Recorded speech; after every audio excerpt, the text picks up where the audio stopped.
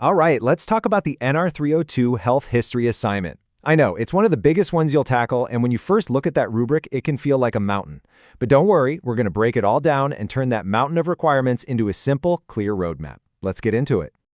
So you open up the assignment details and wow, 100 points, 3 big sections, nearly 20 different requirements. Yeah, it's totally normal to feel a bit overwhelmed looking at that. But trust me, once you see how it's all put together and the why behind each part, it's all going to click into place. This isn't just busy work. It's the foundation for so much of what you'll do. And here it is. This is basically your blueprint for a great grade. Just look at where the points are. A massive 70% of your grade comes from the health history itself. Then you've got the reflection at 20%, and that last 10% is for style and organization. This chart is basically screaming at you, hey, focus most of your energy right here. So what's the real point of all this? The guidelines tell us pretty clearly. It's about learning to see the connections. You're not just a robot collecting a list of facts. You're a detective, taking all these different threads, the physical stuff, the psychosocial, the cultural, and weaving them together to understand someone's complete health story. You're learning to see the whole person. So let's dive into the big one, the heavyweight champion of this assignment, the core assessment. I'm going to say it again because it's so important. This part alone is worth 70% of your total grade. So yeah, getting this right is kind of everything. The heart of this core assessment really boils down to one magic number: 9. Yep, there are 9 specific, required components you absolutely have to include in your health history. Think of these as your 9 non-negotiables building blocks for your paper. If you miss one, you're just leaving points on the table. And here they are. This is your master checklist. You've got the stuff you'd expect, like demographics and past medical history. But then it goes deeper into these more nuanced areas, right? Like how the person perceives their own health, and cultural and psychosocial factors. Seriously, if you just go through this list, point by point, you're on the direct path to a fantastic score.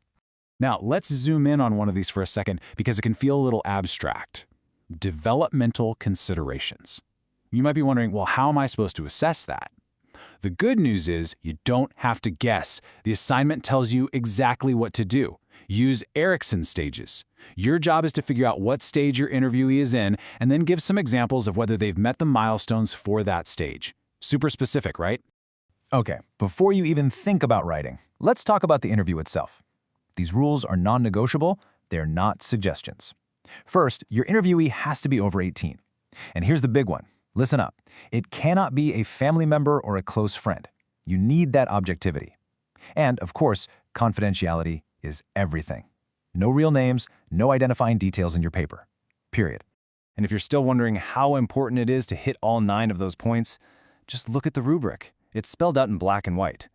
To get the highest score, all 70 points, you need all 9 components. If you only include, say, 1 to 4 of them, your grade gets chopped in half, all the way down to 35 points. Ouch. That just shows you being thorough isn't just a good idea, it's the whole game. All right, you've nailed the core assessment. Awesome. Now it's time for part 2, the critical reflection. This is worth a solid 20% of your grade. And the big shift here is that we're not focused on the what anymore, we're focused on the how. This is where you look back on the whole interview process and really analyze what happened. The key word that guidelines give us for this section is holistically, and that's really your North Star here. It means you got to step back and take a bird's-eye view of the entire experience. It wasn't just a Q&A session, right? What was the dynamic like between you and the interviewee? What was the vibe in the room? That's what we're digging into here.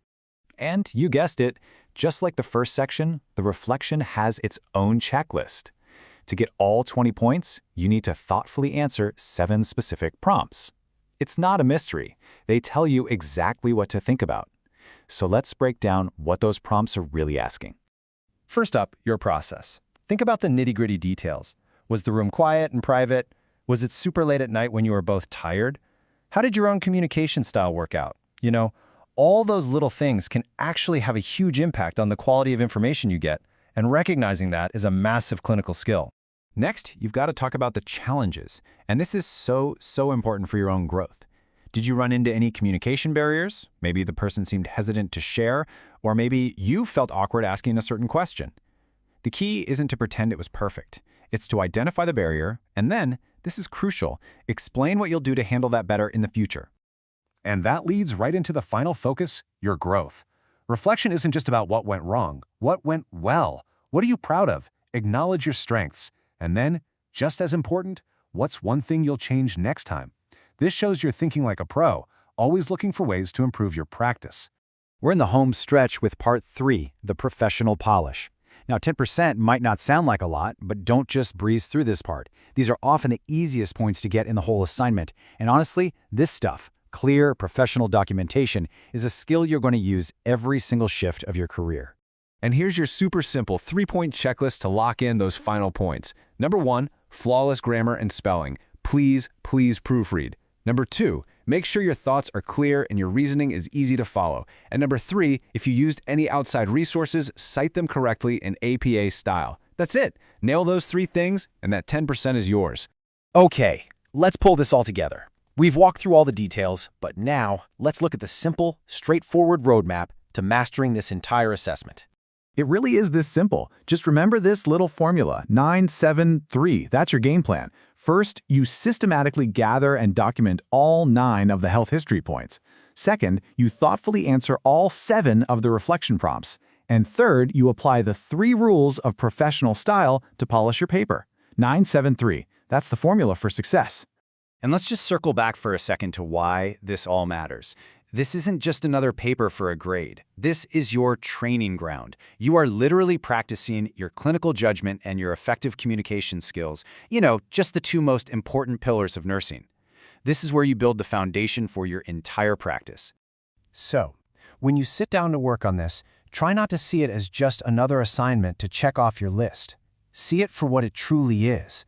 It's a structured opportunity to practice one of the most powerful and important things a nurse ever does, to truly, deeply hear a patient's story.